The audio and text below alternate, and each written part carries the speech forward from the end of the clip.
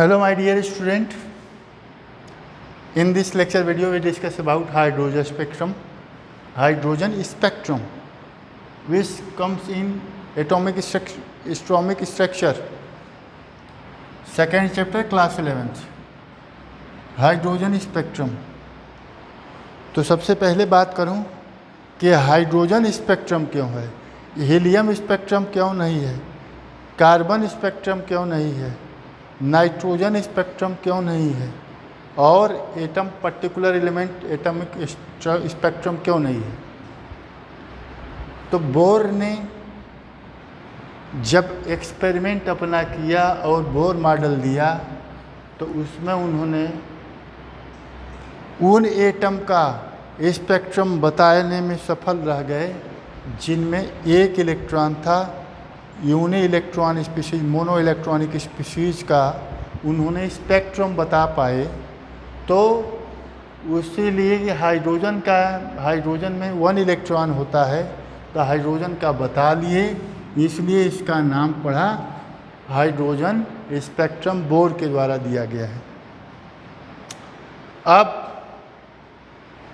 जैसे यहाँ पे देखिए कि जैसे ये कोई न्यूक्लियस है, किसी भी एटम का एक न्यूक्लियस है, इसमें first shell, second shell, third shell होती है, फोर्थ सेल होती है, फिफ्थ सेल होती है। इसे बोलते हैं n = 1, n = 2 सेकेंड सेल, इसके नंबर ऑफ सेल या प्रिंसिपल क्वांटम नंबर या ऑर्बिट को n से स्मॉल n से रिप्रेजेंट करते हैं। तो n = क्या होगा 4, n = क्या होगा 5। अगर हम इनके एनर्जी लेवल को दिखाएं तो इनके एनर्जी लेवल को E1 फर्स्ट एनर्जी, E1 मतलब energy of first shell, E2 means energy of second shell, energy of third shell, energy of fourth shell, energy of fifth shell. We know that when we move away from the nucleus, energy of the cell or orbit increases। तो सबसे highest energy of the orbit किसकी होगी, fifth की होगी। Fifth वाले orbit की energy सबसे ज़्यादा होगी। यहाँ पे जो ऑर्बिट मैं बना रहा हूँ, यहाँ पे सर्कुलर दिखा रहा हूँ और होता भी है। न्यूक्लियस के around circular path in which electron are revolve are called orbit. तो इसी ऑर्बिट को मैंने यहाँ पे एकदम सीधी हॉरिजॉन्टल लाइंस में खींच दिया हूँ। देखिए n = 1, first shell, second shell, third shell, fourth shell, fifth shell, sixth shell और सेवेंथ सेल। तो यहाँ पे 7 सेल का इस तरीके से हमने ऑर्बिट बना रखा है। समझ में आ गया होगा। अब सभी लोग जानते होंगे कि अलग अलग ऑर्बिट की एनर्जी अलग अलग होती है। अलग अलग एटम में जैसे हाइड्रोजन एटम के फर्स्ट ऑर्बिट की एनर्जी हीलियम एटम के फर्स्ट ऑर्बिट की एनर्जी से सेम नहीं हो सकती, कभी भी अलग अलग होगी। बोरान के एटम के फर्स्ट ऑर्बिट की एनर्जी अलग होगी, मतलब अलग अलग एटम के सेम ऑर्बिट की एनर्जी अलग अलग होती है, सेम कभी नहीं होगी। और सेम एटम के अलग अलग ऑर्बिट की एनर्जी भी क्या होती है, अलग अलग होती है। तो अलग अलग ऑर्बिट की एनर्जी होती है, इतना जानिए, चाहे वो सेम हो चाहे डिफरेंट हो। तो इस ऑर्बिट की एनर्जी कैलकुलेट कैसे करेंगे, मैं ऑलरेडी एक्सप्लेन कर दिया हूँ पूरा डेरिवेशन टाइप में कि किसी ऑर्बिट के रेडियस कैसे निकालेंगे, किसी ऑर्बिट में जो इलेक्ट्रॉन रिवॉल्व कर रहा है राउंड द न्यूक्लियस उस ऑर्बिट इलेक्ट्रॉन की वेलोसिटी क्या होगी। और मैं अब बता दे रहा हूँ कि किसी भी ऑर्बिट की एनर्जी कैसे कैलकुलेट करेंगे। तो n क्या है, स्मॉल n मतलब जिसकी मर्जी, n मतलब यहाँ पे नंबर ऑफ सेल है, नंबर ऑफ सेल जिस सेल की आपको एनर्जी कैलकुलेट करनी हो, और इसको 1 2 3 से रिप्रेजेंट किया जा सकता है, किया जाता ही है। तो जिस सेल की आपको एनर्जी निकालनी हो, एनर्जी ऑफ फलाने shell is equal to the -113.6 Z square upon n square, formula है ये। अब जेड क्या है? Atomic number. एन क्या है? नंबर ऑफ सेल, जिस सेल का आपको एनर्जी कैलकुलेट करना है। भाई हमें तो फर्स्ट सेल की एनर्जी कैलकुलेट करनी थी और हाइड्रोजन एटम के फर्स्ट सेल की एनर्जी कैलकुलेट करनी थी। तो हाइड्रोजन का कैलकुलेट करना था, तो हाइड्रोजन का एटॉमिक नंबर 1 होता है। यहाँ पे जेड की जगह मैंने 1 रख दिया, 1 का स्क्वायर कर दिया, और एन फर्स्ट हाइड्रोजन के फर्स्ट ऑर्बिट की, तो फर्स्ट ऑर्बिट की एन की वैल्यू क्या होगी? 1 होगी। तो यहाँ पे 1 रख दिया, सॉल्व किया, तो हमारे पास जो वैल्यू आई वो आई -13.6 इलेक्ट्रॉन वोल्ट, ये जो वैल्यू आई। फिर मैंने सेकेंड का इसी तरीके से यहाँ पे हाइड्रोजन के सेकेंड सेल का कैलकुलेट किया। तो सेकेंड सेल का कैसे कैलकुलेट करेंगे? तो E2 मतलब second shell of hydrogen, energy of second shell of hydrogen. Z की जगह क्या रखा? चूँकि हमारा हाइड्रोजन है तो एटॉमिक नंबर 1 ही होगा। सेकेंड सेल को कैलकुलेट करना है, इस सेल की फर्स्ट सेल की एनर्जी कैलकुलेट किए तो -13.6 इलेक्ट्रॉन वोल्ट आया। अब सेकेंड सेल की कैलकुलेट किए तो एन की जगह क्या रखेंगे? एन की जगह 2 रखेंगे, वैल्यू 2 है। यहाँ पे 2 रखे तो हमारी वैल्यू आई -3.4 इलेक्ट्रॉन वोल्ट। इसी तरीके से कैलकुलेट किए तो थर्ड वाले की -1.5 इलेक्ट्रॉन वोल्ट आई। ये जो हमारी ऑर्बिट है, सेल है, इसके एनर्जी को E1 माना, इसको E2 माना, इसको E3, इसको E4, E5, E6, E7 लगाया मैंने नाम। अब यहाँ तक तो समझ में आ गया होगा स्टूडेंट आपको। अब आगे देखिए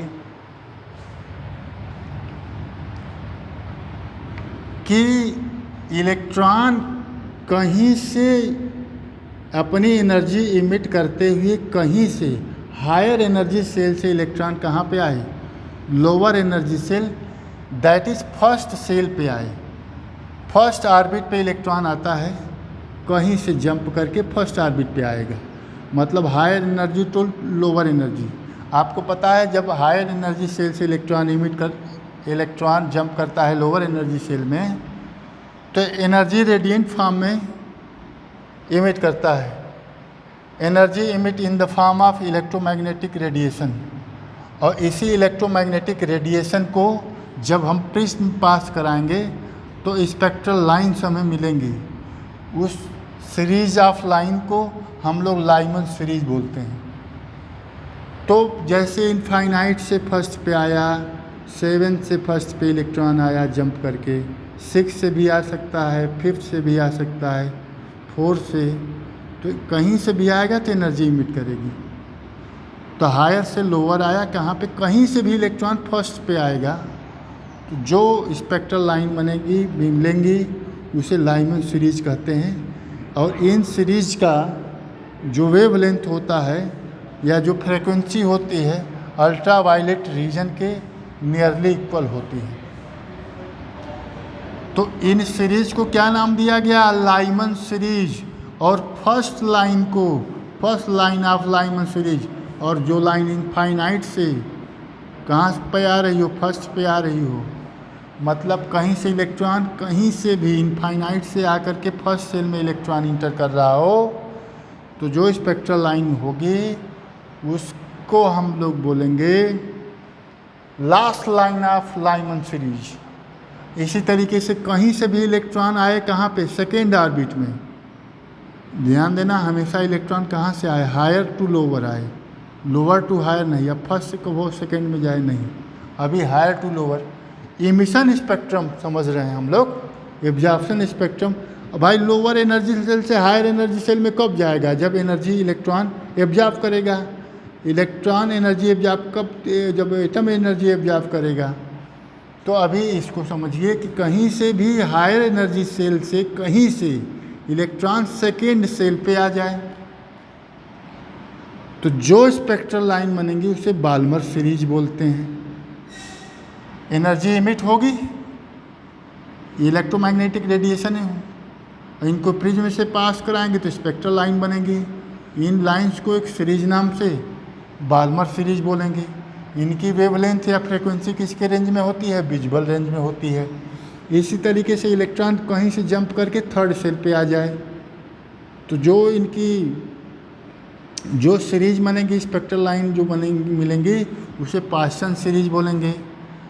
और कहीं से आए फोर्थ पे आए तो ब्रैकेट सीरीज, कहीं से आए मतलब हायर एनर्जी सेल से कहीं से आए फिफ्थ पे आए तो उसे पी फंड नाम से जानते हैं। P fund series, Brackett series, Paschen series. तो इन तीनों सीरीज का जो वेवलेंथ होता है, लैम्डा होता है, वो इंफ्रारेड आईआर के नियरली इक्वल होता है। ये क्लोजर टू इंफ्रारेड। तो ये लाइन वाइन क्या है आपको समझ में आ गया होगा, आज अभी तुरंत आ गया होगा। अब यहाँ पे देख पा रहे हैं कि first, second, third, fourth, fifth, six, seven. तो हम नीचे से ऊपर जा रहे हैं, मतलब ये फर्स्ट सेल है, सेकेंड सेल है। जैसे जैसे हम top to bottom, bottom to top जाएंगे तो energy of the shell increases. तो एनर्जी क्या हो रही है?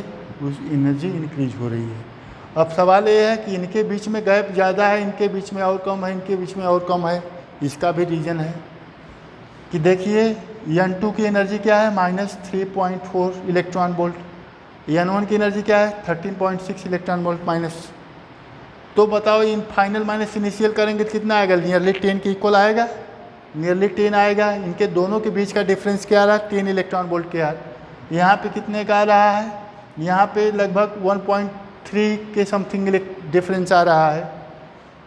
तो यहाँ पे 10 का डिफरेंस है, यहाँ पे 1.3 का है, यहाँ 0 पॉइंट कुछ का है, यहाँ पे 0.0 कुछ करके है। तो डिफरेंस कम होता जा रहा है तो गैप भी कम होता जा रहा है। यहाँ पे डिफरेंस ज़्यादा तो दो ऑर्बिट के बीच में गैप ज़्यादा, यहाँ पे डिफरेंस कम तो दो ऑर्बिट के बीच में गैप कम। जैसे जैसे डिफरेंस कम होता गया एनर्जी का, वैसे वैसे मैं गैप कम करता गया हूँ। तो आपको ये समझ में आ गया होगा।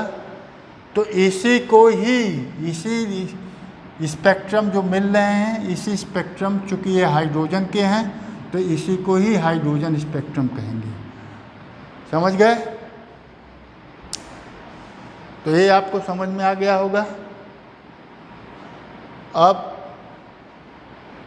इसमें से क्वेश्चन कैसे निकालेंगे, क्वेश्चन कैसे करेंगे, जल्दी से समझ लीजिए क्वेश्चन कैसे करेंगे। इसमें से क्वेश्चन कैसे आ सकता है? क्वेश्चन ऐसे आ सकता है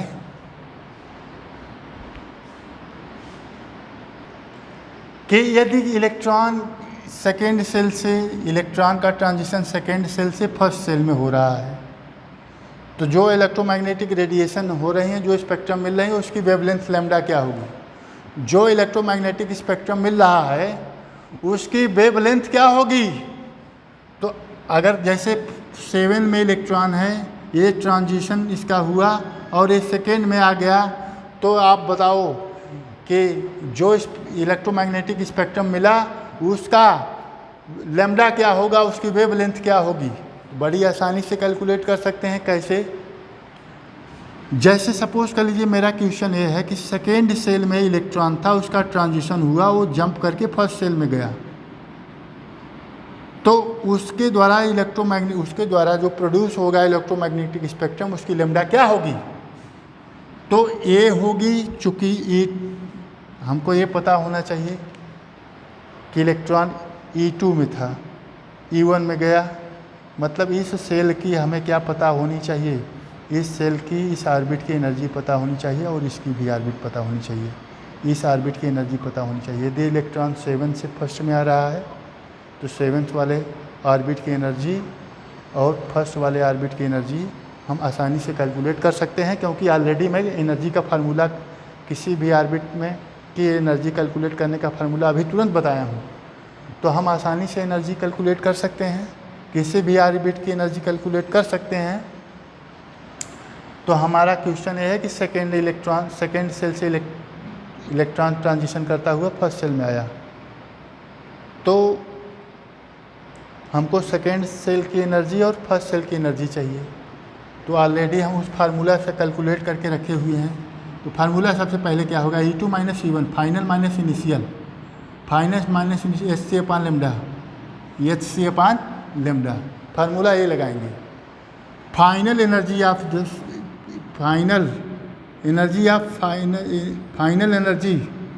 the orbit minus initial energy of the orbit. तो फाइनल क्या है, -3.4 इलेक्ट्रॉन वोल्ट माइनस फिर -13.6 electron volt equal to HC upon lambda. H की वैल्यू आपको पता है 6, ये प्लांक कांस्टेंट है, इसकी value 6.6 into 10 power -34 joule second. और ये क्या है, velocity of light 3 into 10 power 8 metre per second. C क्या है, वेलोसिटी ऑफ लाइट, लेमडा यहीं कैलकुलेट करना था। Calculate the wavelength of electromagnetic spectrum. तो इसी लेमडा को कैलकुलेट करना था, तो आराम से हम लेमडा कैलकुलेट कर सकते हैं। समझ गए होंगे। एक तो इस तरीके से क्वेश्चन आएगा, और कैसे क्वेश्चन आ सकता है, और ऐसे भी इस टॉपिक से क्वेश्चन स्पेक्ट्रम से आ जाएगा। क्वेश्चन बोल देगा कि इलेक्ट्रॉन कहीं पे, जैसे कहीं पे मान लीजिए इलेक्ट्रॉन यहाँ पे प्रेजेंट है, 6 सेल में प्रेजेंट है, इलेक्ट्रॉन कहीं पे भी प्रेजेंट है, पूछ देगा कि इस इलेक्ट्रॉन के द्वारा जब इलेक्ट्रॉन ट्रांजिशन करेगा, ये इलेक्ट्रॉन जंप करके इधर उधर सेल में जाएगा, इलेक्ट्रॉन जब ट्रांजिशन करेगा तो इसके द्वारा total number of spectral line कितना प्रोड्यूस होंगी। जब ये इलेक्ट्रॉन ट्रांजिशन करेगा तो एनर्जी इमिट करेगा, हायर से लोअर जाएगा, लोअर से हायर, तो एनर्जी का ट्रांजिशन, एनर्जी मतलब हायर से लोअर जा रहा है तो एनर्जी इमिट करेगा। तो जो स्पेक्ट्रल लाइन बनेगी, कितने नंबर में स्पेक्ट्रल लाइन बन सकती हैं टोटल नंबर में, इसको फर्स्ट में जाने से सेकंड में सब में जिले इस इलेक्ट्रॉन की जहाँ जहाँ पॉसिबिलिटी होगी वहाँ वहाँ जाएगा। ये अभी 6 में इलेक्ट्रॉन है, इसकी पॉसिबिलिटी क्या है कि ये 5th में जा सकता है, 4th में जा सकता है, 3rd में जा सकता है, 1st में जा सकता है, 7th में जा सकता है। इसकी जितनी भी पॉसिबिलिटी होगी सब में जाने के बाद total number of spectral line कितनी बनेंगी ये पता करना है। तो total spectral line spectrum, total number of spectrum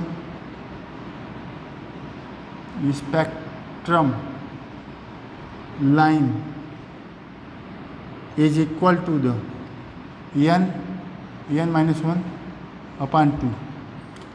अब मैंने कह दिया कि अगर 6 में, अगर हमारा सपोज कर लो कि इलेक्ट्रॉन 6 में है, तो इसके द्वारा total number of spectral line कितनी प्रोड्यूस होंगी, कितनी प्रोड्यूस हो सकती हैं, ध्यान देना, टोटल नंबर ऑफ। तो चूंकि n क्या है, नंबर ऑफ सेल, n क्या है, नंबर ऑफ सेल है, तो n की वैल्यू क्या मैं रखा, मान लो कि इलेक्ट्रॉन 6 सेल में प्रेजेंट हो तो इसके द्वारा कितना स्पेक्ट्रल लाइन बनेगी। तो देखो 6 में है तो 30 अपान 2 15, मतलब इसकी में अगर इलेक्ट्रॉन 6 में प्रेजेंट होगा तो इस इलेक्ट्रॉन के द्वारा टोटल स्पेक्ट्रल लाइन कितनी बनेंगी, 15 बनेंगी। अगर ये 7 में होता, सपोज करिए इलेक्ट्रॉन यहाँ पे होता, तो इसके द्वारा टोटल स्पेक्ट्रल लाइन कितनी बनती, इसके द्वारा टोटल स्पेक्ट्रल लाइन बनती 21 स्पेक्ट्रल लाइन का फॉर्मेशन होता है। तो आप समझ गए होंगे कि इस पे हाइड्रोजन स्पेक्ट्रम क्या होता है, टोटल समझ गए होंगे। इसके द्वारा कैसे कैसे क्वेश्चन आएंगे ये भी मैं बता दिया। तो बस आज के लिए इतना ही। Thank you for watching.